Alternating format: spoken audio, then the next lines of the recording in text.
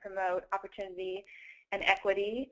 This webinar is sponsored by the Metrics Matter initiative, initiative of the Insight Center for Community and Economic Development. My name is Annette Cates, and I'm a senior consultant and project manager for the Metrics Matter initiative of the Insight Center. And for those of you who may not know, the Insight Center is a think and do tank that seeks sustainable economic security for individuals and communities through research, thought leadership, and community action. And we work on issues of job quality, workforce development, asset building, and economic security broadly. And Metrics Matter is an initiative of the Insight Center that grew out of the movement to create and promote alternative measures to the federal measure of poverty. These were developed by a lot of advocates and researchers, including many of our partners who may be on the call today, to provide a more realistic understanding of what it takes to afford the basics and begin to achieve economic security, and to really have that sense of really more sense of security that isn't about worry and that the house of cards could fall down at any moment. So Metrics Matters works with organizations and coalitions interested in promoting economic security, and we specifically focus on really trying to figure out how to harness the power of all those measures and data to inform public debate and build public will to achieve policy and program solutions. And I would say by the number of people who are on the call today, it's a wide cross-section and a lot of people, and so I think really recognizing that there are a lot of stakeholders and economic security resonates broadly with a lot of people. This webinar is a part of our newly launched Economic Security Is campaign to create greater public awareness of what economic security is, to tell the common story that really comes out of all of that data, why it matters and how it includes all those who are aspiring to become economically secure and who already feel economically secure, and to really shift the conversation towards what we want to achieve and how we can help to achieve that policy solutions, the policy solutions. We're hoping that you will join us in this campaign and help us co-create it. We'll be providing a lot of materials. This webinar is one type of activity, and we'll have other activities and materials and opportunities to come together to have that conversation about poverty, opportunity, and economic security. But right now, we'd really like to be starting by telling that story of economic security, and we hope that you will help us do that. And you can join us today. You can start joining us today by following our Twitter feed, which is at metrics_matter.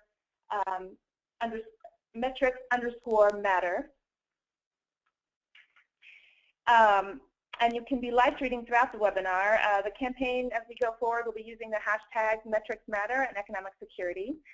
We also have a paper that you can download and share, which talks about the common concepts of economic security that came out from the measures of alternative measures of poverty, of economic security. And if you click on the campaign link, which is here on the slide, you'll see this. And you can also go to our website at insightcced.org. You can access the paper and all the materials as they become available, and you can sign up for our email list for updates on the campaign. And you can also find my email and that of my Metrics Matter co-conspirator, Don Baylor.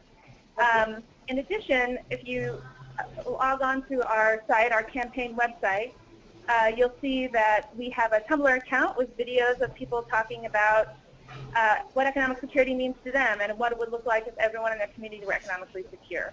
And so you don't need an iPhone 6 to shoot your own videos or share your pictures. We hope that you will be your creative selves and add your videos and your photos and your stories to the discussion and help us get this conversation off the ground. And so if you feel so inspired, we would love to have you shoot a video and post it onto our Tumblr site following the webinar today. So let's get to the heart of the webinar. The webinar addresses why, fundamentally, economic security matters, particularly related to issues of inclusion and exclusion. Everybody on this call, I think, in various ways are working to improve opportunity for people to thrive. And even as we're working towards economic security, very often the benchmark for how we know we're making, or how we think we're making progress, and the focus of the conversation is really about reducing poverty and focusing on basically an undesirable status from which someone should be removed. And a lot of times it's about whether or not people are in poverty or out of poverty, and not necessarily sort of the whole conversation about what happens to move towards economic security. So we really would like to talk about what the real world impacts are of the stigma of poverty and how poverty material and psychologically separates people from one another, and how can we think about what those real world impacts are, and as we're designing programs and designing policy and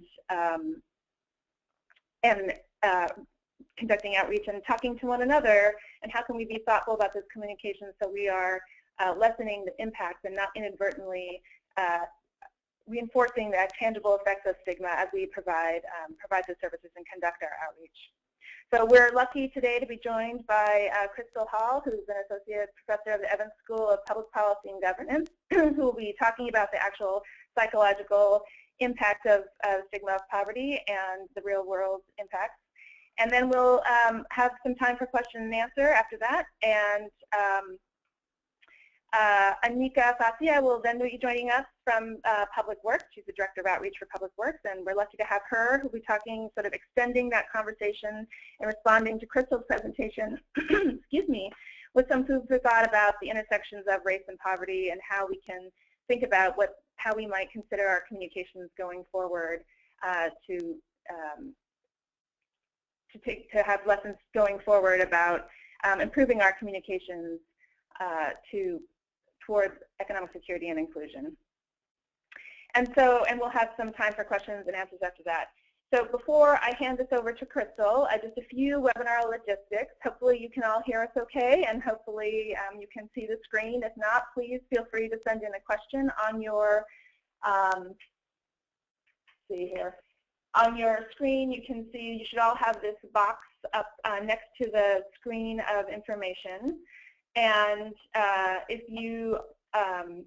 if you're having trouble hearing us, so you see a question box there, please feel free to write in a question, and we'll make sure that we can help you out. Also, because there are so many people on the call today, which we're very grateful for, all the lines will be muted, so we will have opportunities to ask questions, but we're hoping that you'll write your questions in, and then we'll try to get to them, to many of them as possible, and if we don't, we'll try to respond after the webinar. This webinar is being recorded, so we'll send out those slides and the materials after, hopefully tomorrow, later after the presentation today. So if you've registered, we'll be able to send you the recording. All right, so we hope you will send us in your thoughts and questions, and we look forward to getting the conversation started. I'm going to hand it over to Crystal now.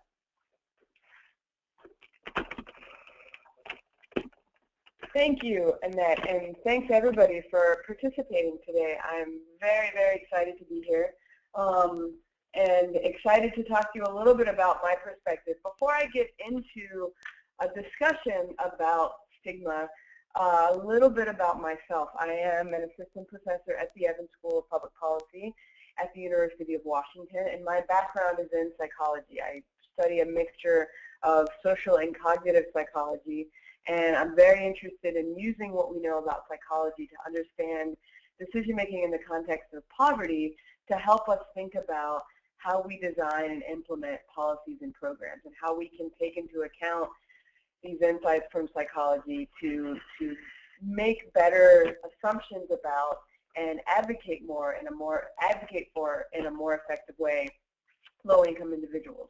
And so I've done a lot of work looking at financial decision-making, looking at housing choice, and trying to link some of what we know from psychology and behavioral economics to those areas. And today, I'm here to talk in particular about stigma. And stigma is something that I think about a lot in my own work, and I will get to that later on. But before I get there, I want to talk a little bit about what we know about stigma from the perspective of social psychology. And in social psychology, we describe stigma as some trait that discredits an individual to what we might call a more discounted individual. And this is a socially constructed idea in most cases, and it's something that's understood within some culture. And so it results in some type of implicit or explicit disapproval of an individual.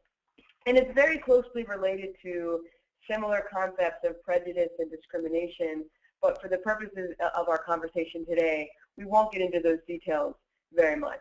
And most of you are familiar with this idea.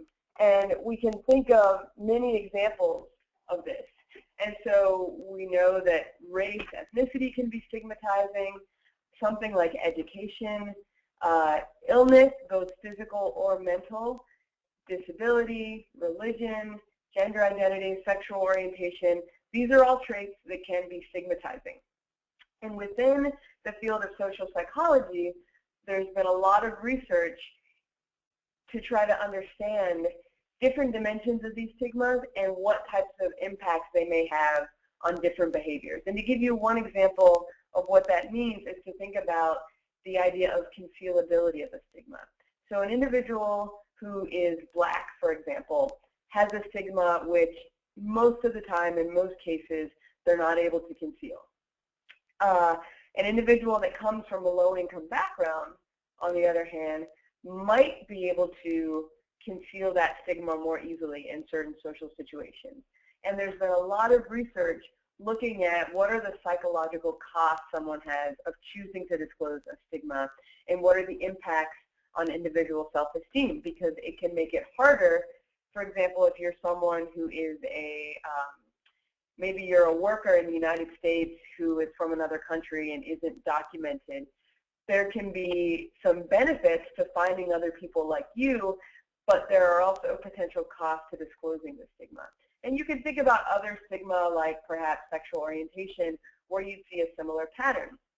So a lot of psychologists have studied dimensions like concealability in an effort to understand some of the behavioral, some of the emotional impacts that come from stigma. And that can be coming from the perspective of the individual that carries the stigma, the target, or from other people who might interact with that individual.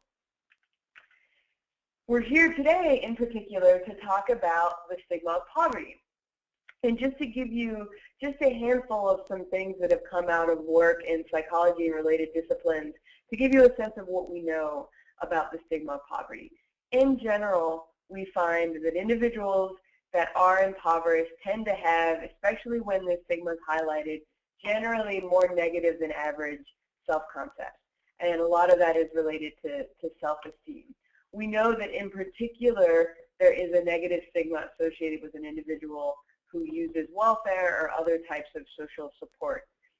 We also know that the impact of class-based stereotype threat can be very strong. So that means that an individual who is lower income, who is reminded of that, may often perform less in a context where they have to perform than the same situation when their poverty hasn't been highlighted. And you see similar patterns actually with race and gender with respect to stereotype threat, but we know that those effects can also occur based on social class as well. In addition, there's a theory called the stereotype content model, which seeks to understand more specifically the way that individuals think about different stereotypes, and stigmas map onto that as well. And the bottom line with respect to poverty, with respect to the stereotype content model, is that individuals that are low income are seen as being less competent and less warm than other individuals. And this results in a wide range of negative emotions and behaviors towards individuals that are a part of that group. And when you pull all this together, you can find that one behavioral effect, and just to give one example, is that very often when an individual's stigma of poverty is very salient, you'll find less willingness to utilize public assistance, for example. So in one sociological study, it was showed that a soup kitchen that had a more public entrance, individuals were less likely to use. And the idea is that people don't want to be publicly seen as identifying with this group because potentially of many of the things that I've already discussed. And so when you get into conversations about the stigma of poverty, it becomes useful to have a conversation, I think, about the stigma of race as well.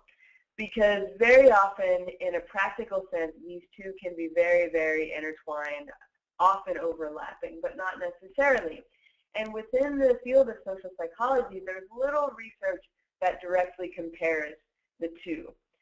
However, when we think about some of the dimensions of stigma, in particular that dimension of concealability that I mentioned before, we can think that this could be a crucial way to compare these two, because in some situations it may be easier for individuals to conceal that stigma in a way that they can't necessarily conceal race.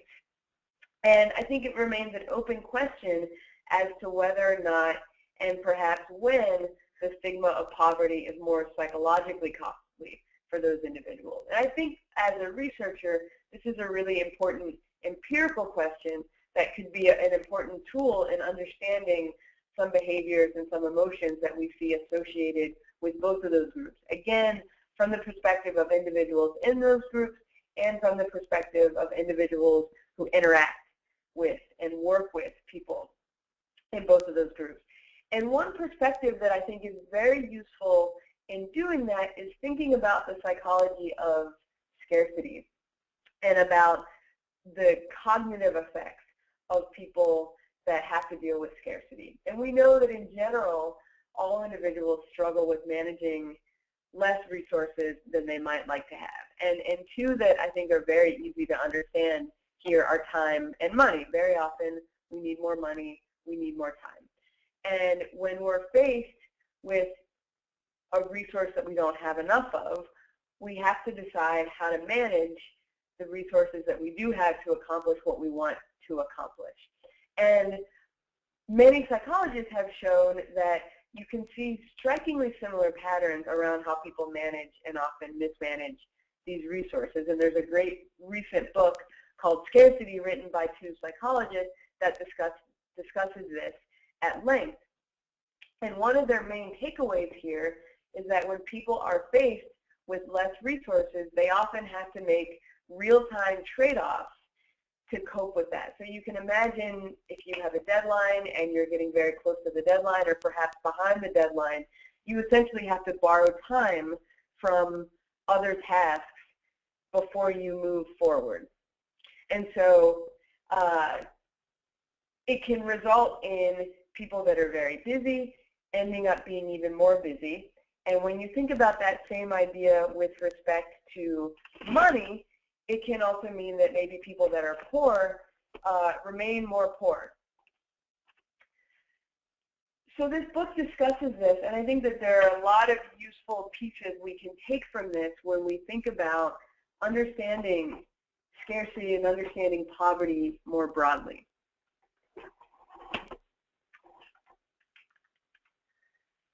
So when we think about some of the real-world impacts of understanding the stigma of poverty, I'd like to consider two perspectives briefly here. The first is thinking about understanding the behavior of the individuals that live in poverty. And there's a lot of research that would suggest that because this stigma is so impactful on people's behaviors, on people's concepts of themselves, there are many things you can see that become results of this when you look at people's engagement in their communities and in their social networks. And those who live in poverty may end up being socially excluded, and that can be physical exclusion of lacking access, or that can even be psychological exclusion. And some of that may come from potential reluctance to take up with products and services that may make this stigma more salient. And I'll give an example of that in a couple of moments. And as a result, you might see these broader patterns of disconnection because people don't want to identify with this social group, or maybe because they experience decreased cognitive capacity in certain contexts as they're interacting with individuals and making decisions that can be very consequential. And again, I'll come back and give another example of this in a moment. The other useful way to think about this is to consider the behavior of individuals who work with these individuals that live in poverty. And one big issue here can be, what are the assumptions that we make, and how do we often make incorrect assumptions about people's behaviors and preferences? And so one example here, I've done a lot of work looking at housing choice, for example, among low-income individuals. And we showed that through some qualitative research, individuals often are not dissatisfied with their neighborhoods. And so many policies try to explicitly move people into neighborhoods that seem to be higher opportunity, seem to have better schools. But this may work against the inherent preferences of many of these individuals because they desire to be close to their social networks. And this can seem like a minor point, but that type of disconnect can really result in inefficient policy when these assumptions are wrong. And it makes sense, if we have very difficult times as humans taking the perspective of other people.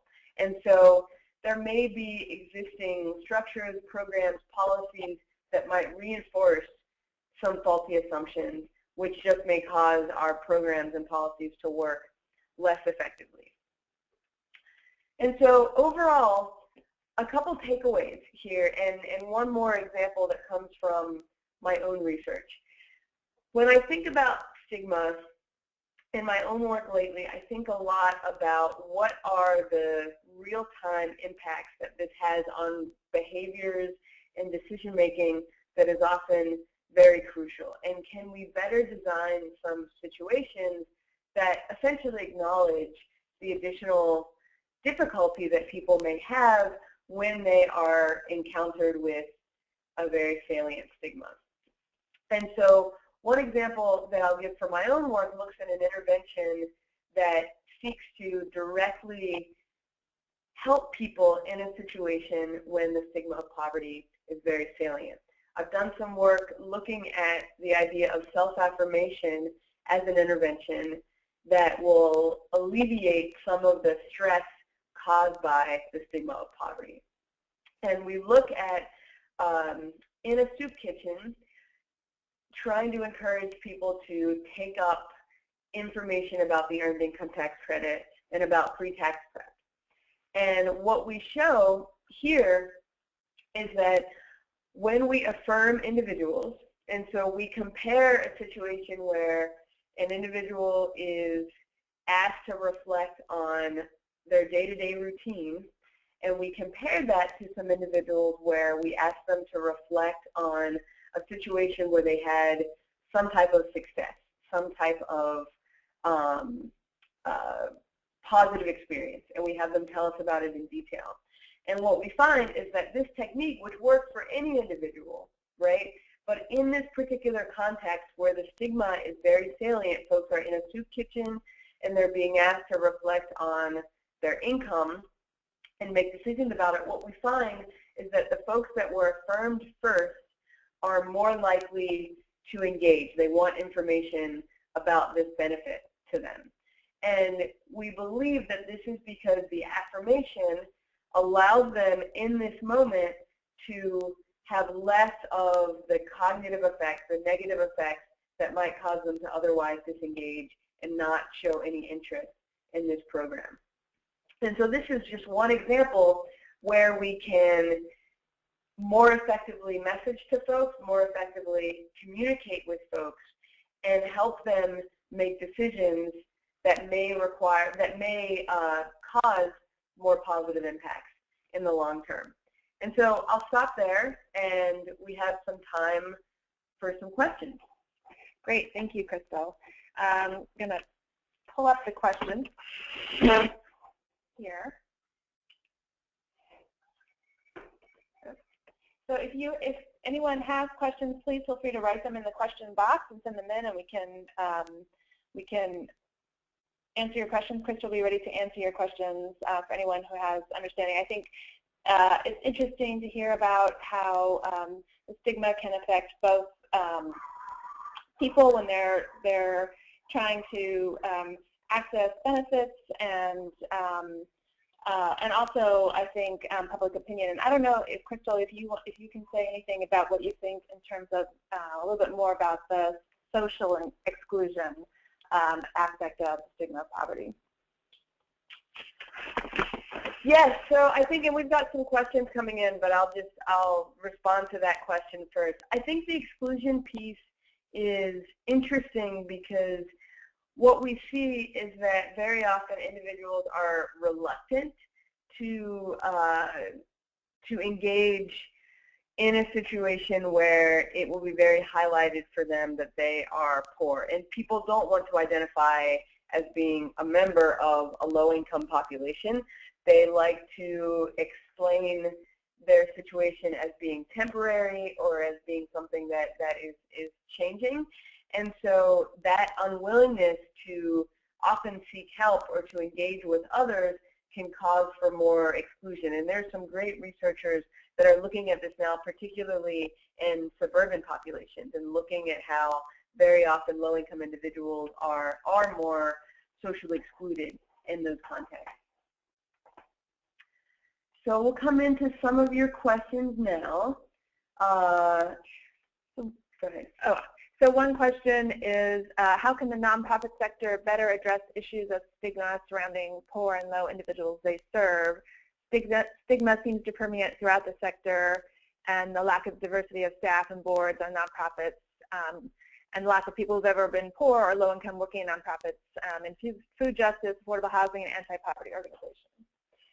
Yes, that's a great question, and I think part of the issue here is what you described, particularly in this idea of the lack of diversity.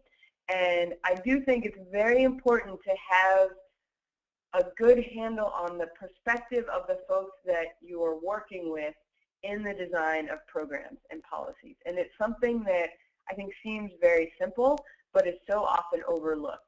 And really having folks who have that perspective can help these patterns of faulty assumptions can be important. And that can be on the staff, as you mentioned. That can have to do with who's on a board. I know that with many nonprofits now, there are patterns towards having boards and having advisory panels, and I don't know what form it needs to take, but I do think that having that perspective directly involved is so important, because it's hard for us to understand the perspective of groups that we're not directly a part of, and so that's one way to get around this. So thank you. So we have some questions here about the cognitive effects of the stigma of poverty, and looking at economic class in general as a diversity issue. Yes, I think it is a huge diversity issue, and I think, again, it's something that is very overlooked. And going back to the idea of scarcity, in general, we know that lots of people deal with not having enough time. And we often find that for low-income populations, they both don't have enough time and they don't have enough money. And that, in and of itself, can be a barrier to individuals having the capacity to engage. And I think that, especially those of you in the nonprofit world, I think that there's a lot to be gained by really trying to engage folks in those types of issues. So I do think that, often we think about race, we think about gender, and I think that the issue of economic diversity and social class is another key point of diversity that should be considered. So we've had a couple questions about if you could say a little bit more about what was actually affirmed for people in the soup kitchen in your example, and sort of what the affirmation actually was. Sure, absolutely. So what we did in the soup kitchen, we had two different groups, and so people came in and they were randomly assigned to either the control condition, which we asked them to talk about their daily routine, and they did this alone in a small room with a tape recorder, or they were asked to talk about a situation where they had some success. And so what we did was we had both of those groups, like I said, go and discuss this to a tape recorder. And in the affirmation condition, people often talked about having a success at work, so a situation where they'd been promoted or where they got a job that they were really excited about. Those types of things were affirming. Also, interestingly, many times people talked about their kids. They talked about successes that their kids had and talked about that, and so that was also very affirming for people. So that's the type of things that people talked about. And it was, I should mention, it was very specific. This intervention only worked when people generated them on their own and when they generated them about themselves. So it doesn't help to tell someone about someone else's success, and it doesn't help to tell someone why they're successful. It needs to be self-generated. And this has been shown not only with low-income populations, but also with looking at women or ethnic and racial minorities in the context of academic institutions. You see same patterns. And we have a question here, which is interesting, about looking into the stigma of poverty across the life course and how it might be different for kids, teen, adults, elderly. Yeah, that's another great question, and that's one that we know less about. I'm actually involved in some work in progress right now that I don't have results for, where we're actually looking at how parents talk to their kids about their finances. And so I've done some qualitative research trying to get a sense of when do low-income families, how do they do it, and also looking at who grew up impoverished and are, as adults, middle class or above, and looking at, from their perspective, how they think that changed. And so I expect that the stigma of poverty will be big in there, and that there should be, you know, some links there as well. But there's not a lot of research on that yet, unfortunately. And I think one last question here about how stigma might affect people looking for employment, maybe particularly when they've had a higher paying position before and then they've fallen into poverty. Yeah, that's another question where I think, you know, an intervention like self-affirmation, and not necessarily self-affirmation, but an intervention like that might help people be more willing to engage, because what we find generally with respect to psychology, stepping back from stigma for a moment, is that when people are encountered with something threatening, we have a tendency to want to disengage. And so this can be with respect to my health. If I'm screened for health risks and I think I'm at risk for something, I may not want to engage to learn more about that. And there's been some research showing that self-affirmation can help people do that. And so this situation described here could be a similar place where people are worried about engaging because it feels bad, it feels uncomfortable. And so I think that, first of all, acknowledging that that is out there, and then thinking about ways to create environments that are more comfortable and welcoming for people can go a long way to helping them engage and encouraging them to engage. And we can take one last question about, and I think this is sort of interesting in terms of thinking about how it's sort of related to that, about how do we help people engage and the ways to really, if there's anything more you would say about lessening the stigma and being able to talk about that experience of poverty help, or does that sort of encourage the stigma? I think it does. I think, you know, when we think about trying to start these conversations, I think it's important for people to be open and honest. And, you know, there's a question here about how people should, you know, come out of the closet, so to speak, as having experienced poverty. I do think that those are important because we know that there are examples of people who have moved from living in a context where they've experienced that to not being in that situation. And so I do think that it's important to have conversations about that. And I think also from another question that I just saw that came in that ties really well, I think the language that we use is really important in thinking about the way we talk about, are we talking about people who are poor or low income or experiencing poverty? I think those things matter a lot, and that's something that I think about a lot in my work, and I think that researchers can do a lot to help us understand, you know, how different framing can have an impact on how individuals might respond to the way that we think about these issues. Great, thank you so much, Crystal. And maybe when we have some more questions coming in, and we'll try to get to some of these as well in our next time for questions and answers. And I think if we can't get to everything today, we'll try to figure out if there's some way to answer the questions offline and after the webinar.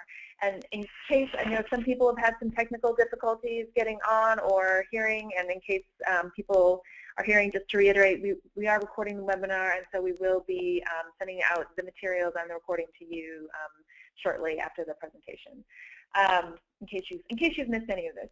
So now I'd love to turn to Anika Fasia, who is the Director of Outreach for Public Works, who will extend this conversation and talk a lot more, sort of as a nice segue from what Crystal just said, to the framing and thinking and being thoughtful about how we're communicating about these issues on poverty and race. Anika?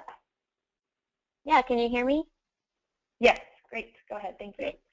Hi, I just want to acknowledge my love-hate relationship with webinars. I love how accessible it is, but also acknowledge that it's a really weird experience to have sitting at your computer with all of you on the other end.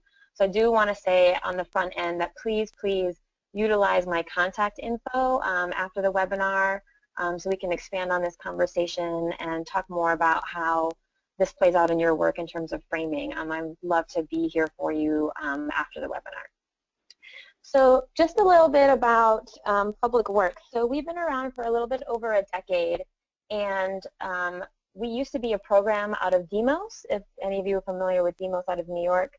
And what our mission is to help activists, advocates, elected officials, organizers, anyone that is seeking to advocate for a public solution to a variety of social issues and revenue problems, is how do we frame and talk about the importance of a public sector, of having a government, of having a common good that helps us take care of one another, that allows us to come together to do things we couldn't do alone.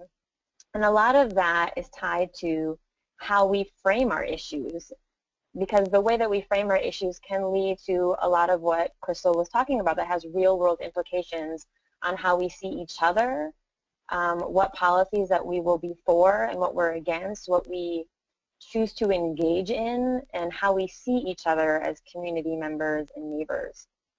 And so what my hope is in helping people across the country is how do we create a more fertile landscape in order to have productive conversations about poverty, about economic security, and what things we need to have in our systems to make sure that everyone lives a prosperous life. If you can move to the next slide.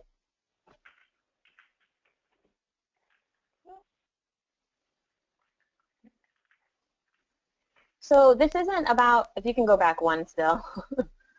So this isn't about a policy agenda per se, but just creating a more productive entryway into a conversation that could lead to the solutions that we want, that can lead into changing hearts and minds, that can lead to a shift in perspective, a cultural shift, if you will, which does take a really, really long time when you want to change culture. But as you can see from some of the wins that we've had lately, that it's possible, and that we can change the narrative around economic security and what it means to be economically secure.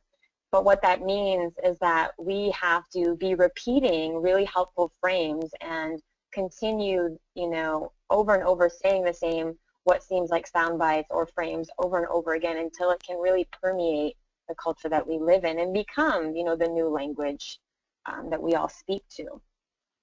So what Crystal was saying was just resonates so much with this work, and there was already a question on how can people working in nonprofits, how can people working in communications not exasperate unintentionally the stigma, the stereotyping, and a lot of the faulty narratives that go around, being economically insecure.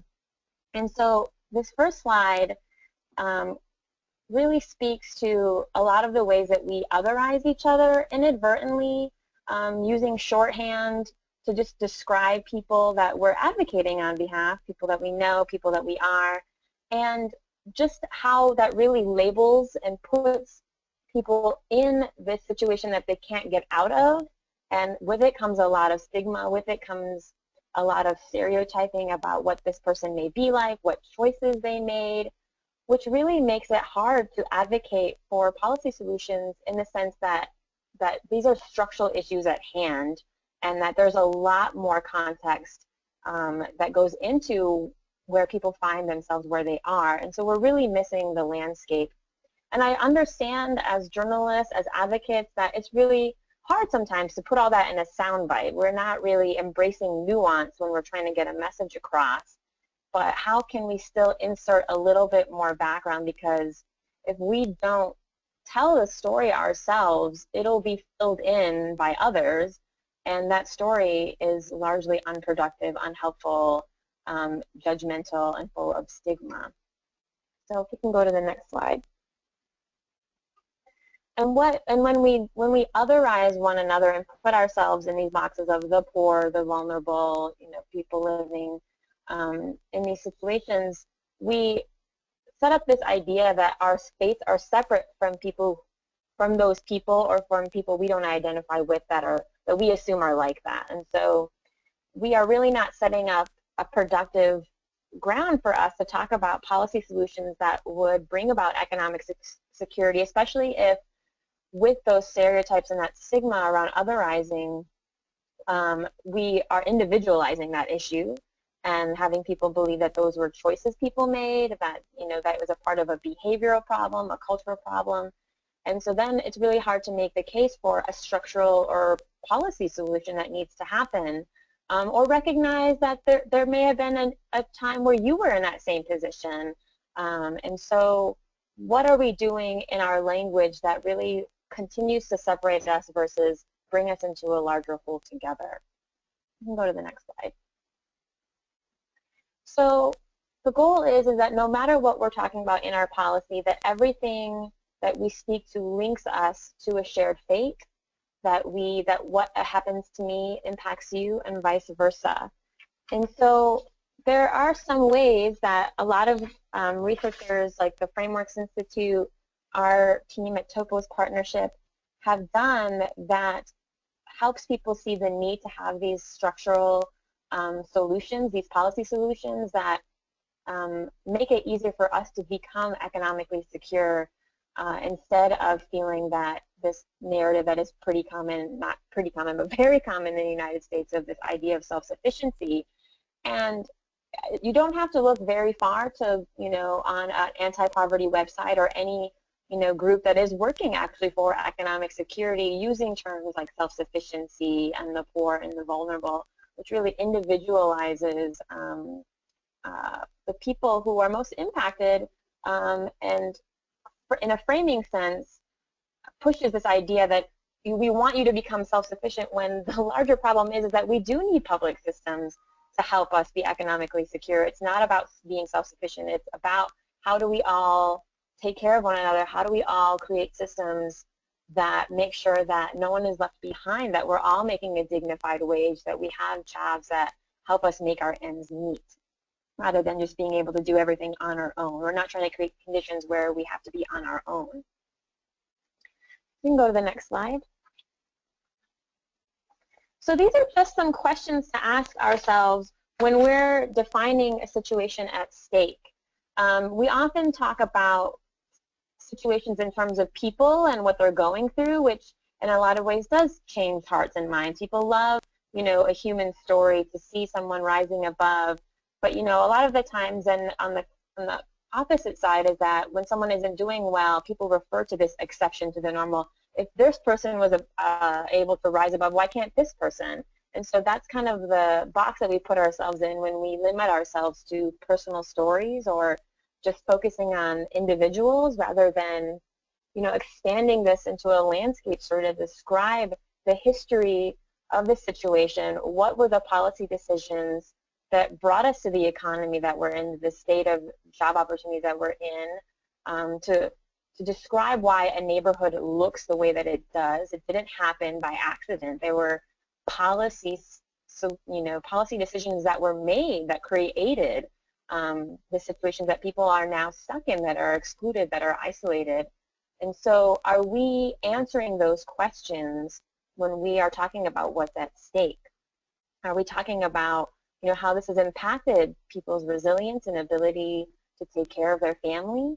And then are we requiring and asking a systemic call to action, and describing that the fact that when we all do better, we all do better, and that this is about creating an economy where all of us can prosper, where we can make sure that the next generation of leaders are supported, and that no one is trying to, no one is working, full time and is still not able to put food on the table.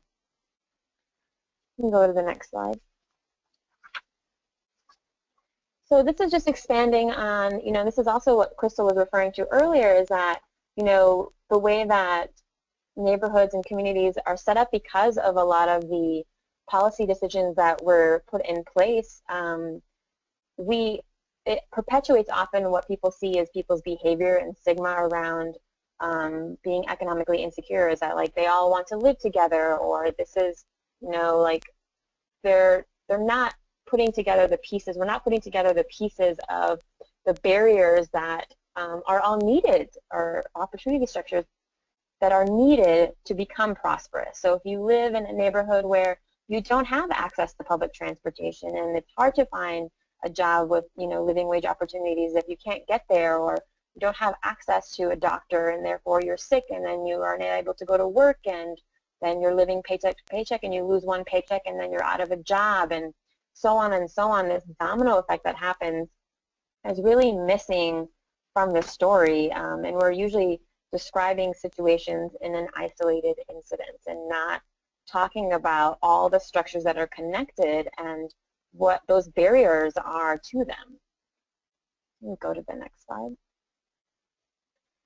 Another antidote to talking about, economic prosperity is describing the places and not the faces. And what I mean by that is, as a former policy analyst, I am guilty of doing this all the time. I was guilty of this doing all the time, where I was constantly talking about unemployment rates, breaking down numbers by race, and really leaving it at the face, really just talking about the individuals that were impacted, which is important and has its place.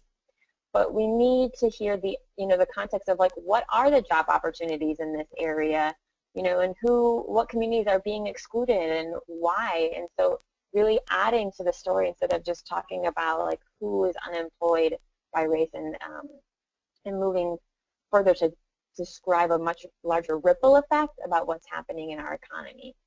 And so if you go to the next slide, this is an actual example of something I wrote. And so I'm just highlighting all the ways that I'm really individualizing the larger issue here, which is unemployment and the lack of dignified jobs, and the inability to be economically prosperous in the state of Michigan.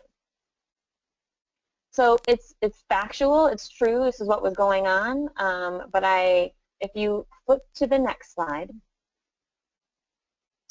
focusing a little bit differently about what the value is, what's at stake, is our communities need to thrive, and that everyone deserves a quality of life. So I'm leading with the value of what's at stake, no matter who you are or what you look like.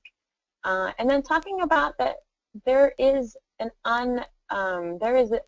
unevenly amount of jobs that are available to people in this community. So it's not just about how many people are unemployed, but the larger issue at hand is that there's not enough jobs, and there are not enough jobs that are paying well. And so then I can talk about, if I were to lead with this paragraph, then I can talk about the unemployment rates afterward. But the way that we lead into a conversation changes the frame in which someone is going to understand and take in the information. You can go to the next slide. And this is such a great time to really talk about, this issue, because there are national organizations that have done amazing survey work and research work into, how we are talking about poverty, how the general American public views issues of poverty and economic security. And so I have, I'm assuming that this will go around and you can open these links, but they are fairly new, just conducted last year. And, for example, the Center for Community Change did a survey about, how do people who are economically insecure like to be, described, and they don't want to be described as poor and vulnerable or low income. That's not how they describe themselves. And so then how do we describe these situations? How do we describe it? We don't describe people and just put them in this one label that they can't get out of it, because we all know that we're much more complex than that, and we don't want to be, just defined by how much money we make, but that these are situations that are happening to people. And so we need to talk about this as families that can't make ends meet, people living on the brink, people working full time to provide for a living family, and still not able to put food on the table. To describe what is actually happening and not just labeling people when we're talking about economic security. So I'm going to end there. I know that was a lot of information really fast. So again, please email me afterward, and I'd love to talk to you more. And I'm going to hand it back to Annette. Great. Thank you so much, Anika. And I think, we're all working to, I would imagine that everyone on this call is really working towards helping people have the opportunity to thrive, and really trying to think about how can we make sure that as we go forward in this work, we're really trying to create an engaging space where people are feeling included and able to be part of that conversation and part of that, and really be able to have access to opportunities. And how can we think about that from structures and communities orientation as well, as much as an individual orientation. We have about 10 more minutes left if people want to ask some questions, and we might come back to some questions that were asked before to Crystal, but we'd love to have your questions and see here. So we have one question, and I'm not sure if this, we can see if both Anika and Crystal want to take a shot at any of these questions. We also had a question about getting contact information and what is addressed, and I'll do that right before we sign off today again. So just to let people know when they're asking those questions. So what about organizing leadership development as a strategy for reducing impact? Oh, sorry, lost the question. Was an older one. Oh, sorry. I apologize. Here we go. Would you agree that the top stakeholders in any community need to be involved in the community to understand the need, and how would you suggest that happen? I don't know who wants to, either one of you want to take a. Anika, do you have a thought about that in terms of, or framing that is ways to create engagement for everyone? Yeah, I mean, I don't do direct on-the-ground engagement, but my thought from when I work with other groups who do a lot of engagement is, I think it's it's a both and. I think that people with top stakeholders, and I think I understand what you mean by that, need to be involved. It just seems like they're usually the only ones involved versus top stakeholders and the communities that are most impacted.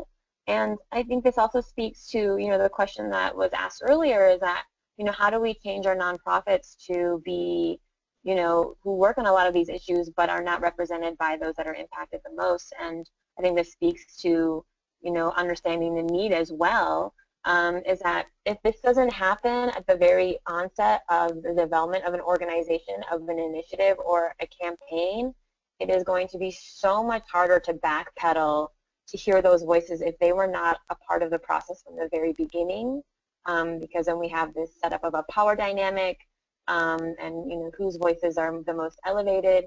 And so I really think it's about making sure that we're thinking about these things from the very beginning of anything that we're doing, at who's at the table, who's already doing this work. Maybe there are groups in the community that are already working because their lives depend on it, and we don't even know that, because we're over here. And so I think it's making sure that we're doing a survey of the landscape of what people are already doing in their community, and make sure that we're not only inviting them to our table but also going to to theirs.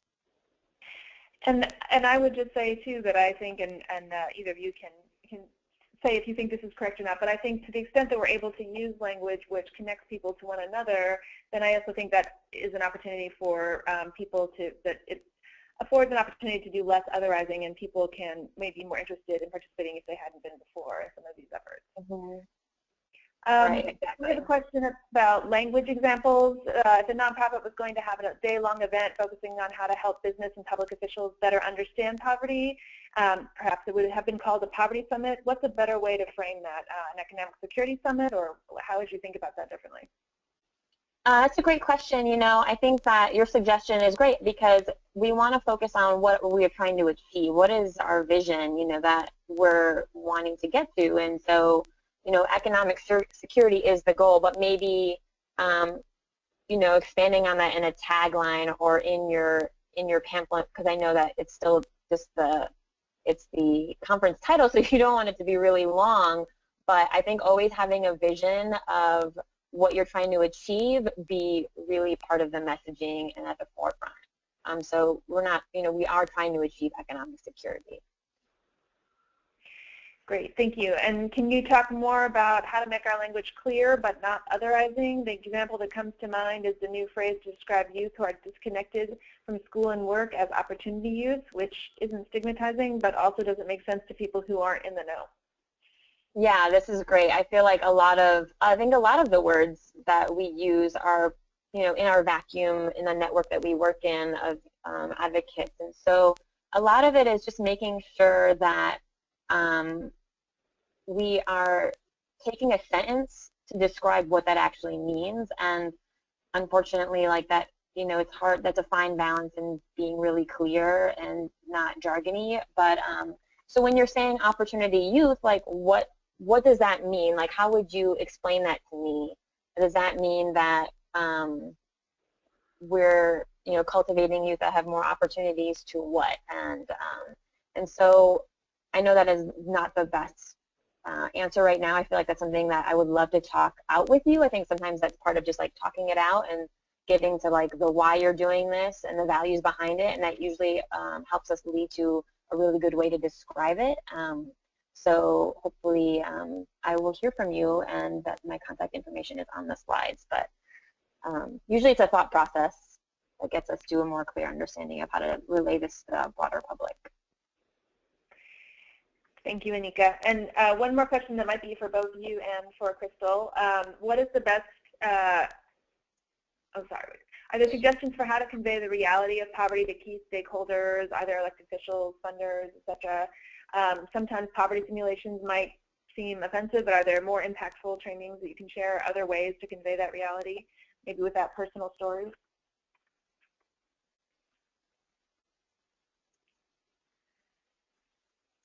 I don't know. Anika, do you have any sort of, if you're thinking about framing situations or materials or? I have heard that doing so this from a framing perspective, we call this thing social math, and there's a lot of resources on our website, and what it does is just connect like a really poignant fact to something that someone may better understand. So for example, I live in Texas, and the amount of money that we spend so the issue was that a lot of people suffering from mental health were being treated in our prison system rather than in a community center.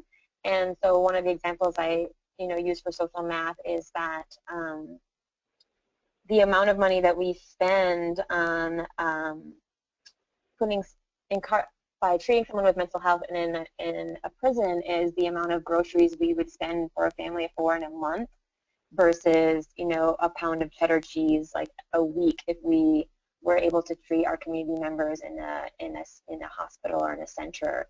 And so I know this is a monetary example, but sometimes by using a situation like social math, it helps people make a bigger connection than just seeing a lot of the numbers about how many people are in poverty. And so, or like the amount of people who, overdose and college campuses could fill like the Detroit Tigers Stadium. So something that provides a visual can sometimes really like turn something on for someone that wasn't there before. So from a framing perspective, I've often seen social math really help relay the importance of a situation. And I also think, to the point a little bit about, talking about data or disparities, I think really connecting right to the causes and the context, and always to solutions, so that It's not sort of a number or a point in a vacuum, but really, you know, how did this happen? What were the choices that got us to this place? You know, what are the number of good jobs in the community, and how can we, you know, and what can we do about it? So we are basically out of time at this point. I really want to thank Anika and Crystal for their time today and their help and their discussion, getting the conversation started.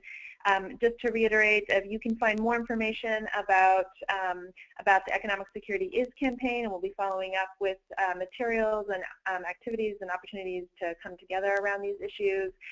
You can go to the Insight Center website, which is Insight, CCED, that's E as in elephant, D as in David.org for more information. And also, when we send out the materials, you'll get the link straight to the campaign website. And I know that there were some other questions we didn't get to today, and some about starting the policy conversation and what are the actual policy solutions. And those are things we really want to be taking on in this campaign, as well as generating greater public awareness. So we hope that you will stay with us and connect to us through this campaign and share your ideas and your stories, and we look forward to partnering with you as we go forward. So thank you very much, everyone, for your time today.